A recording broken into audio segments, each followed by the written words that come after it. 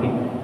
Jadi dalam catatan para ahli sejarah, dalam riwayat ada sekitar 80 orang munafik yang mereka itu enggan untuk ikut jihad pada waktu itu.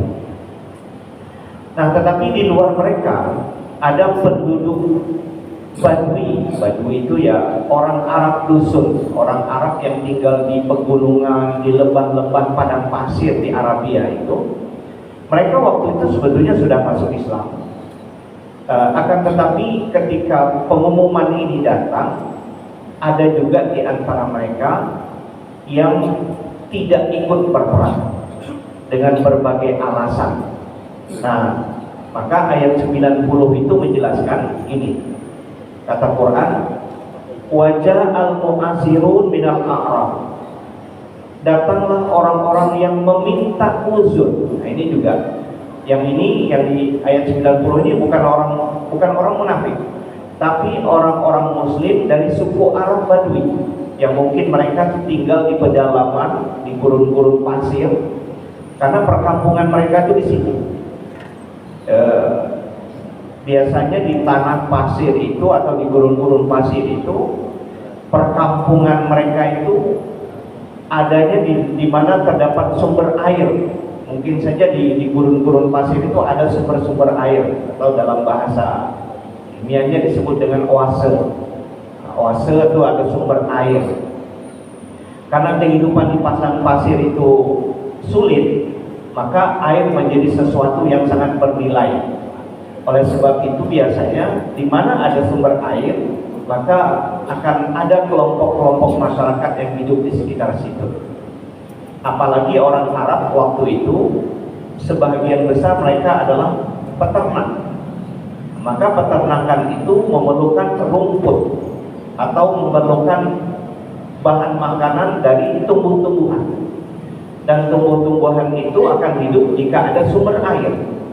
Oleh sebab itu, biasanya begitu ada sumber air, maka akan ada tumbuh-tumbuhan di sekitar situ. Nah, disitulah kemudian kehidupan berjalan juga.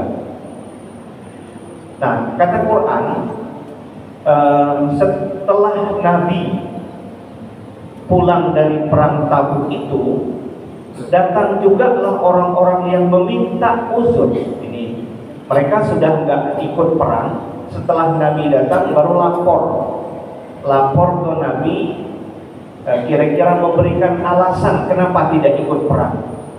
Jadi berita ini sebetulnya mereka sampai ke telinga mereka bahwa mereka itu diminta untuk ikut jihad, tapi mereka memang tidak ikut. Nah, ini setelah Nabi pulang dari perang Tabuk, datanglah orang-orang yang meminta uzur ini, minta dispensasi ini. Siapa yang datang itu? Minal A'rab, dari orang-orang Arab Badui. Tinggal mereka di dusun-dusun, di kampung-kampung terpencil di padang-padang pasir Arabia itu. Apa tujuan mereka datang kepada Nabi? Liyu'zana lahum, agar mereka itu diberikan dispensasi, diberikan izin untuk tidak ikut perang. Diberikan, mereka sekarang datang memberikan alasan kenapa jadi nggak ikut perang, macam-macam alasan. Nah, yang ini dalam penjelasan para ulama, karena mereka memang datang bisa membuktikan ketidaklayakan mereka ikut perang, bisa memberikan alasan yang meyakinkan Nabi, maka kemudian mereka memang diberi izin oleh Nabi. Nah, tetapi ternyata di antara orang-orang Arab itu atau penduduk dusun itu ada yang tidak datang menghadap Nabi dan juga tidak ikut perang. Jadi kira-kira kita bagi menurut ayat ini, orang Arab Badui itu ada dua kelompok. Ada satu kelompok yang mereka itu memang punya alasan yang bisa diterima oleh Nabi dan datang menyampaikan itu kepada Nabi. Ini alasan untuk tidak ikut perang. Tapi ternyata ada kelompok lain yang mereka itu tidak datang menemui Nabi dan juga tidak ikut perang. Nah, ini yang dipersoalkan Quran. Kenapa kok mereka nggak datang lapor dengan Nabi, tidak memberikan alasan, padahal perintah jihad itu jelas. Nah, maka sambungan ayat itu berkata, wa qa'adal ladzina kadzabullaha wa rasulah, dan duduk orang-orang yang mendustakan Allah dan Rasulnya. Nah, duduk itu artinya nggak ikut. Duduk itu bahasa gampangnya mereka nggak ikut dan nggak lapor dengan Nabi, tidak memberikan penjelasan.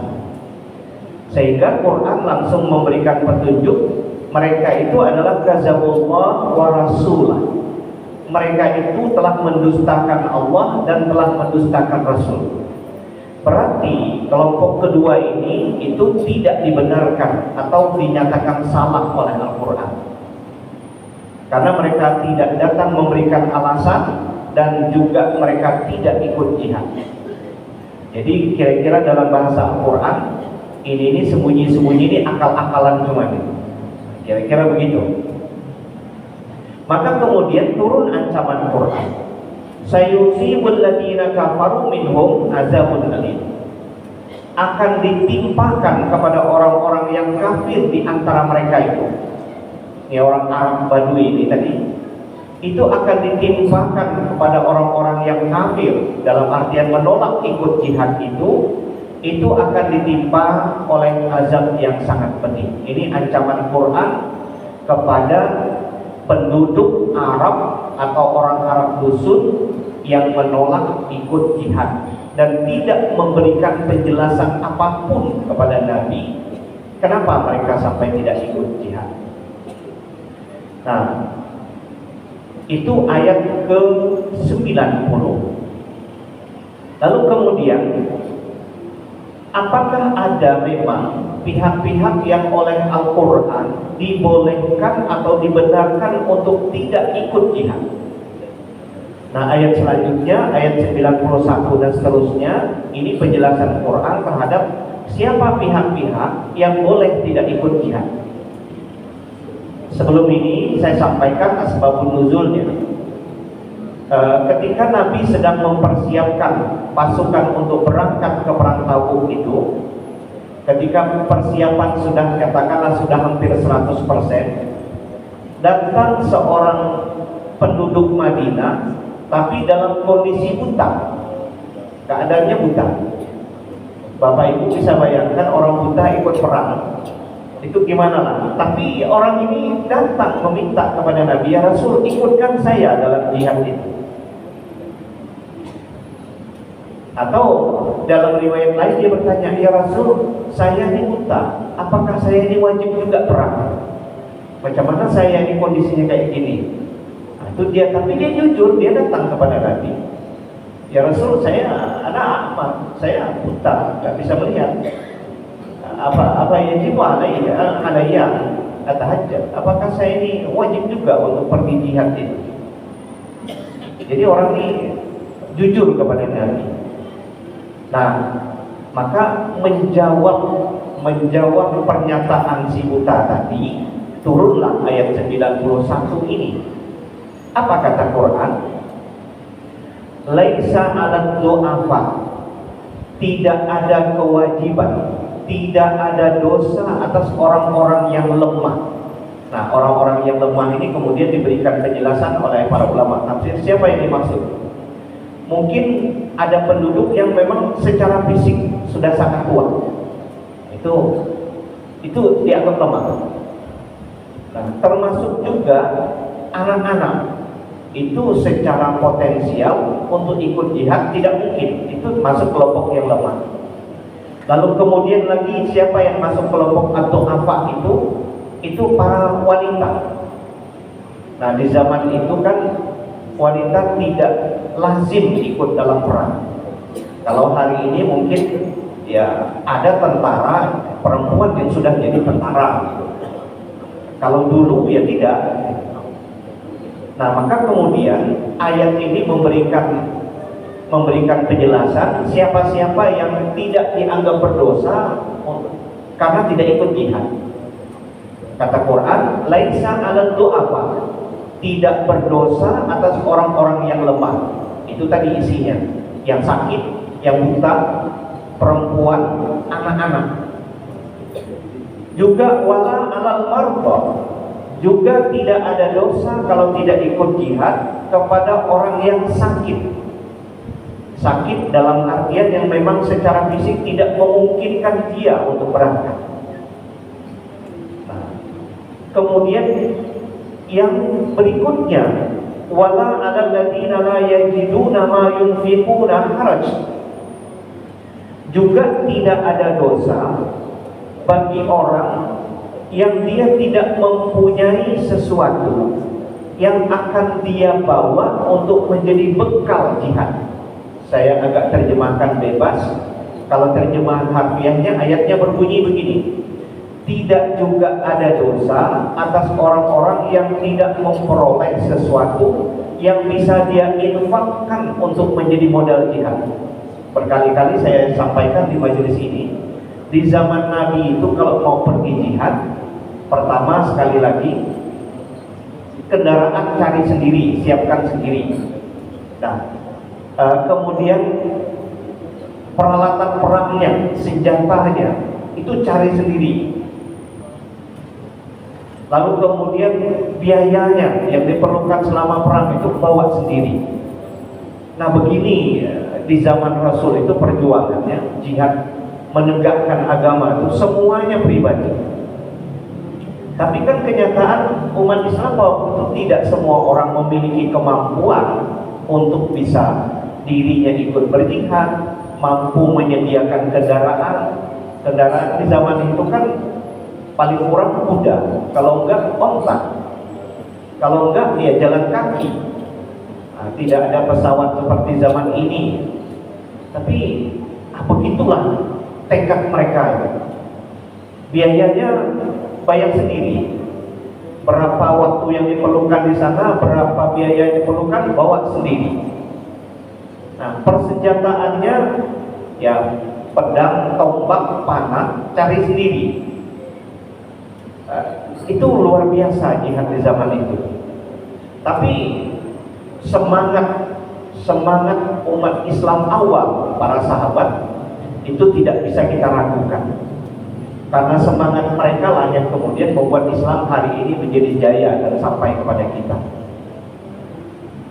Tapi kata Al-Quran, kelompok ketiga yang diizinkan untuk tidak ikut jihad dan dianggap tidak berdosa kalau tidak ikut, wala 'alal ladzina la yajiduna ma yunfiqun, tidak juga berdosa kalau tidak ikut jihad atas orang-orang yang tidak mempunyai sesuatu yang bisa dipakai untuk ongkos berjihad, untuk mereka infakkan dalam berjihad.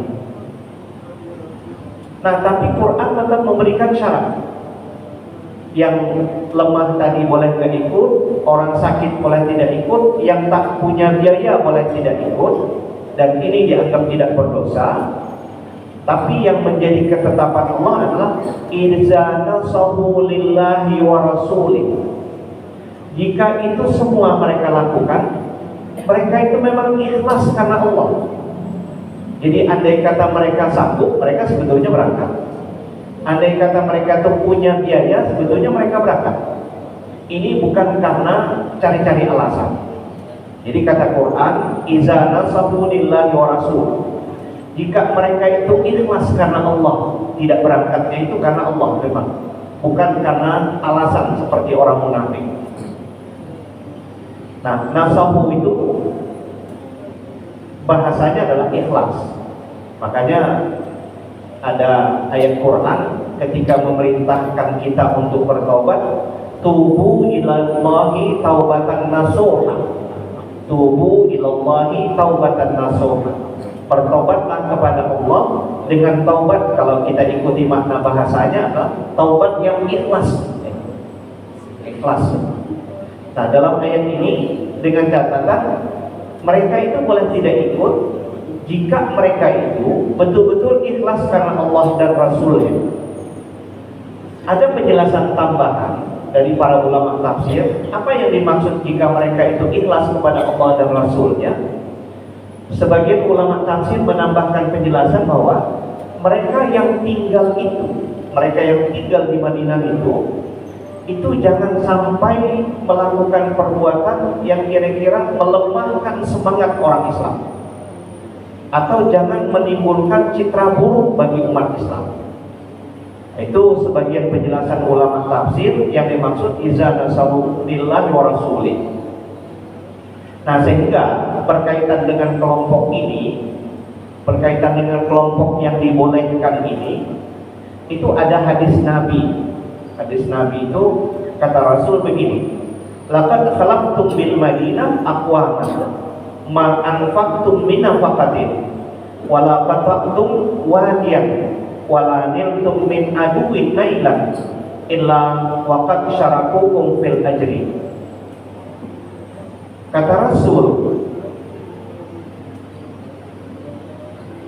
ketika kamu berangkat pergi jihad, sesungguhnya di Madinah itu ada segolongan orang, sekelompok orang yang mereka itu tidak ada satupun yang kalian nafkahkan, tidak ada satu lembah pun yang kalian lewati, tidak ada satu musuh pun yang kalian bunuh, melainkan mereka itu ikut dapat pahalanya juga. Jadi para sahabat mendengar hadis Nabi ini, kata Rasul begini, para sahabat, di Madinah itu ada sekelompok orang yang dia tidak ikut pergi jihad, tapi apapun yang kalian lakukan, kalian bunuh musuh, dia ikut dapat pahala. Kalian berinfak untuk pergi jihad ini, dia dapat pahala juga. Kalian berjalan melewati lembah ini untuk pergi jihad, dia dapat pahala juga. Para sahabat heran, kan mereka di Madinah ya Rasul. Iya, kata Rasul, mereka itu memang ada di Madinah. Alasannya kenapa mereka tetap dapat pahala walaupun mereka nggak pergi jihad, habasahumul al-uzru, mereka itu tertahan karena uzurnya tadi. Jadi kelompok yang lemah, yang sakit, yang nggak ada dana untuk berjihad, itu dalam pandangan Rasul itu dianggap orang uzur. Tapi sekali lagi, hati mereka tetap ikhlas. Jadi seolah-olah hati mereka itu tetap menyertai orang-orang yang pergi jihad. Jadi pahala jihad itu ikut mereka, walaupun orangnya tetap berada di Madinah. Tapi ternyata niat mereka itu pun dinilai oleh Allah Subhanahu wa Ta'ala. Nah, itu hadis Nabi ini menjelaskan itu. Jadi kata Rasul, tidak ada satu nafkah pun yang kalian nafkahkan, tidak ada satu lembah yang kalian lewati, tidak ada satu musuh yang kalian bunuh, melainkan ada sekelompok orang di Madinah itu yang juga ikut menyertai kalian dalam hal mendapatkan pahala. Sahabat tanya, kok bisa begitu ya Rasul? Padahal mereka di Madinah. Kata Rasul, habasahumul al-uzru. Mereka itu sebetulnya hati mereka itu mau ikut jihad, cuman mereka tertahan oleh karena keuzuran mereka. Lalu kemudian berkaitan dengan mereka-mereka yang dibolehkan oleh Al-Quran tidak ikut jihad, maka kemudian Quran memberikan penjelasan ma'alal muhsinina min sabil. Tidak ada alasan, tidak ada jalan terhadap orang-orang yang baik ini. Ini dianggap Quran orang baik itu yang tidak ikut jihad karena lemah, karena sakit, karena nggak ada ongkos. Tapi niat mereka sebetulnya pengen. Nah, Quran tetap menganggap mereka itu adalah orang-orang yang baik. Sehingga Quran mengatakan ma'alal muhsinina min sabil. Tidak ada jalan, tidak ada alasan, tidak ada jalan untuk mengkritik mereka, untuk menghina mereka, untuk mencela mereka. Jadi orang-orang yang pergi jihad nggak bisa ngomong tuh, kalian tengoklah kami ini pergi jihad, kalian tidak, oh tidak bisa, kata Quran. Mereka itu memang secara hukum diberikan dispensasi oleh Al-Quran. Sehingga Quran mengatakan ma'alal muhsinina min sabil. Tidak ada alasan untuk mencela mereka, mengkritik mereka, atau menghina mereka. Karena mereka itu orang-orang baik. Dalam pandangan Quran mereka itu orang baik. Dan bahkan Allah, wallahu ghafurur rahim. Allah Maha Pengampun lagi Maha Penyayang. Jadi ketidakberangkatan mereka itu diampuni oleh Allah, dan ketidakberangkatan mereka pergi jihad itu tetap diberikan rahmat oleh Allah Subhanahu wa taala. Nah, ini berdasarkan hal-hal yang seperti ini, para ulama sampai pada kesimpulan, kadang-kadang niat yang baik itu bisa tetap mendapatkan pahala walaupun nggak sempat ngerjakan. Berniat aja seperti orang-orang ini, andai kata mampulah, mereka itu pengen pergi jihad. Nah, oleh sebab itu kata para ulama, niat yang baik itu kadang-kadang jauh lebih baik daripada mengerjakannya sendiri. Mengerjakan sesuatu walaupun nampak baik, tetapi di dalam hati niatnya nggak baik, malah bisa nggak dapat pahala. Tapi niat yang baik, walaupun nggak dapat mengerjakannya, itu malah dapat pahala. Lalu kemudian ada pihak berikutnya juga yang diberikan oleh Al-Quran izin untuk tidak ikut jihad. Nah, inilah sebetulnya inti dari surat At-Taubah ini. Wala 'alal ladzina idza ma atauka litahmilahum qulta la ajidu ma ahmilukum alaih. Juga tidak ada dosa atas orang-orang yang mereka itu datang kepadamu ya Muhammad. Nah, saya jelaskan langsung sebelum kita baca ayat ini.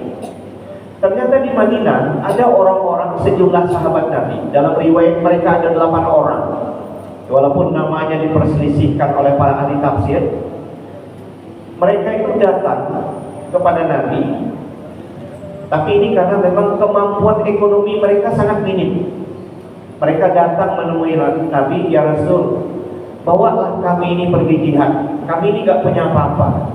Pokoknya sediakan sajalah kendaraan, jadilah. Ini ada sekitar 8 orang dalam riwayat tafsir datang menemui Nabi, minta bisa nggak Nabi mengupayakan kendaraan. Lalu kemudian Nabi dengan jujur mengatakan, setelah diupayakan, Nabi kemudian jujur mengatakan bahwa saya tidak memiliki kendaraan yang bisa membawa kalian untuk ikut jihad. Begitu mendengar jawaban Nabi, saya tidak bisa menyediakan fasilitas kendaraan itu, maka mereka kemudian menangis sedih karena tidak bisa ikut jihad. Akhirnya mereka pulang. Nah, ini yang digambarkan oleh Al-Quran dalam ayat yang akan kita baca ini. Juga tidak dinyatakan berdosa atas orang-orang yang ketika mereka datang kepadamu ya Muhammad, gunanya datang kepada Nabi itu litahmilahum, agar engkau bawa mereka untuk ikut jihad. Jadi mereka itu meminta kepada Nabi untuk disediakan fasilitas kendaraan. Litahmilahum, agar engkau bawa. Kata hamala yang milu itu dalam bahasa Arab itu arti harfiahnya, kalau terjemahan harfiahnya kan menanggung, membawa, mengangkat.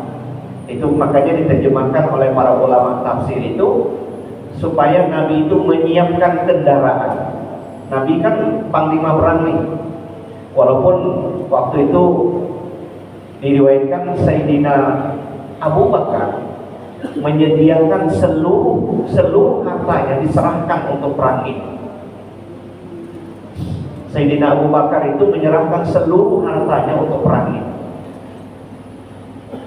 Lalu kemudian Sayyidina Utsman itu menyediakan setengah dari kekayaannya untuk membiayai perang ini. Begitu Sayyidina Abu Bakar datang kepada Nabi menyerahkan seluruh hartanya, Nabi tanya, kamu sudah menyerahkan seluruh harta ini untuk biaya ini, apa yang engkau sisakan untuk keluargamu? Itu ditanya oleh Nabi, apa yang engkau sisakan untuk keluargamu? Ini kan sudah habis nih harta serahkan semua. Maka jawaban Sayyidina Abu Bakar, saya hanya sisakan untuk keluarga saya Allah dan Rasul. Itu jawaban Sayyidina Abu Bakar. Itu makanya para ulama tidak ada yang meragukan kedalaman keimanan Sayyidina Abu Bakar, itu tidak ada yang meragukan. Ketika umat Islam lagi perlu, beliau sepenuh hartanya dihabiskan untuk itu, untuk biaya jihad itu. Sayyidina Utsman separuh gitu. Makanya kalau kita dengar pergaulan para sahabat itu, Sayyidina Umar itu pernah ingin nyaingi Sayyidina Abu Bakar itu. Karena Sayyidina Umar itu kadang-kadang sesekali iri juga dia. Ini Sayyidina Umar ini, Sayyidina Abu Bakar ini kok semuanya dia di atas ya? Kayanya dia, ibadahnya dia, jihadnya dia, semangatnya berinfak itu dia semua.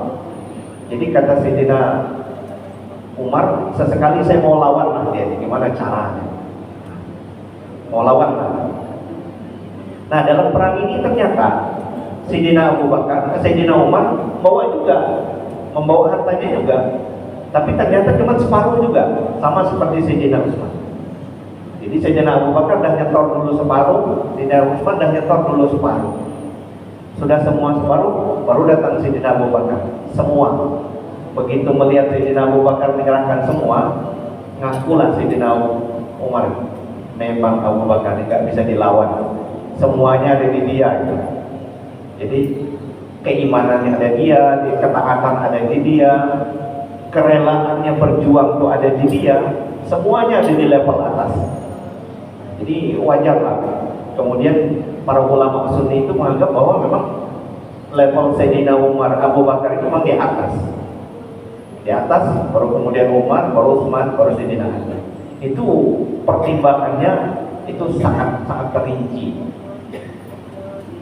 Nah, kembali ke ayat ini, juga tidak dinyatakan berdosa orang-orang yang mereka itu datang kepadamu ya Muhammad agar engkau membawa mereka untuk pergi jihad. Ketika mereka mengatakan itu, qulta, engkau menjawab ya Muhammad, la ajidu ma ahmilukum alaih. Aku tidak mempunyai kendaraan untuk membawa kalian untuk pergi jihad. Ini jawaban Nabi. Sebetulnya jawaban Nabi itu sudah sangat santun. Nabi itu sudah berusaha mencarikan kendaraan, tapi memang kemampuan keuangan itu terbatas. Nah, itu jawaban Nabi. La ajidu ma ahmilukum alaih. Aku tidak mendapati kendaraan yang bisa dipakai untuk membawa kalian ke medan perang. Nah, begitu mendengar jawaban Nabi, apa yang kemudian terjadi pada para sahabat? Tawallau, akhirnya mereka berbalik pulang. Wa ayyunuhum tafidu minad dam'i. Sementara mata mereka itu berlinang dengan air mata karena sedih, hazanah. Jadi nggak ikut perang itu sedih para sahabat ini.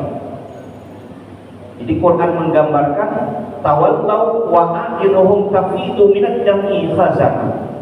Mereka itu lalu pulang berpaling dari Nabi, sementara air mata mereka itu bergenang dengan air mata karena sedih.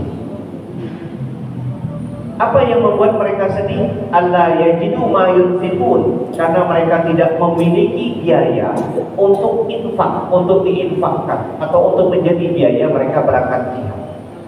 Karena memang faktor ekonomi mereka yang miskin.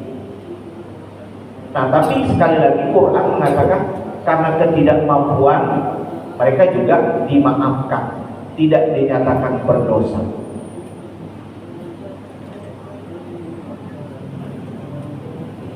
Nah, orang-orang ini sekali lagi juga orang-orang yang tidak mempunyai biaya, tidak mampu karena kemiskinannya, sekali lagi juga tidak ada jalan untuk dikecam, tidak ada alasan untuk menyatakan mereka buruk. Nah, lalu kemudian di ayat berikutnya, siapa yang harus dikritik itu? Siapa yang harus dinyatakan bersalah itu? Kata Quran, innamas sabilu 'alal ladzina yasta'zinu. Innamas sabilu 'alal ladzina yasta'zinuka wa hum aghniya. Kata Quran, sesungguhnya yang ada celah yang ada jalan untuk dikritik, dinyatakan salah atau untuk dicela itu adalah atas orang-orang yang mereka itu meminta izin kepadamu ya Muhammad untuk tidak ikut perang padahal mereka kaya. Nah, yang ini salah nih. Duit banyak, jadi kemampuan ekonomi ada, fisik sehat, fisiknya kuat, tapi mereka itu malah datang kepada Nabi ngelapor untuk tidak ikut perang. Nah, ini kata Quran, ini kita punya jalan untuk memberikan kritik. Innamas sabilu 'alal ladzina yasta'zinuka. Sesungguhnya yang dikritik itu adalah orang-orang yang datang kepadamu, yang mereka minta izin kepadamu untuk tidak ikut perang. Padahal wahum aghniya, padahal mereka itu kaya. Nah, karena kaya, radu bi ayyakulu ma'al khawalif, dan mereka itu ridha, senang, bahagia untuk duduk bersama dengan orang-orang yang tertinggal di Madinah. Jadi di saat orang sedang berjuang, dia malah cari selamat. Di saat orang berjuang, dia cari selamat, pasang alasan untuk tidak ikut. Jadi kata Quran, betapa buruk mental orang seperti ini. Dia lebih rela tinggal bersama dengan orang sakit, sama anak-anak, sama perempuan, itu di Madinah, sementara teman-temannya berjihad. Nah, ini yang harus dikecam, ini kata Quran. Kemudian Allah langsung menjatuhkan vonis, wa taba Allahu ala qulubihim. Allah mencap hati mereka dengan cap kemunafikan. Fahum la ya'lamun, karena mereka itu tidak mengetahui akan besarnya hikmah dalam berjihad tersebut. Nah, sekali lagi, ayat yang kita bacakan terakhir ini adalah orang-orang munafik. Bapak Ibu yang saya muliakan, mungkin ini yang bisa kita sampaikan dalam kesempatan ini. Mudah-mudahan ini bermanfaat. Billahi taufiq wal hidayah. Assalamualaikum warahmatullahi wabarakatuh. A'udzubillahi minasyaitonir rajim. Bismillahirrahmanirrahim. Alhamdulillahirabbil alamin wassalatu wassalamu ala asyrofil anbiya'i wal mursalin sayyidina wa maulana Muhammadin wa ala alihi wa sahbihi ajmain. Allahumma anfa'na bima 'allamtana wa 'allimna ma yanfa'una wa zidna ilman nafi'a wa hidayatan wa tawfiqa. Allahumma ij'alna minal ulama'il aminin. Allahumma ij'alna minal ulama'il aminin. Rabbana atina fid dunya hasanatan wa fil akhirati hasanatan wa qina adzabannar. Walhamdulillahirabbil alamin. Assalamualaikum warahmatullahi wabarakatuh.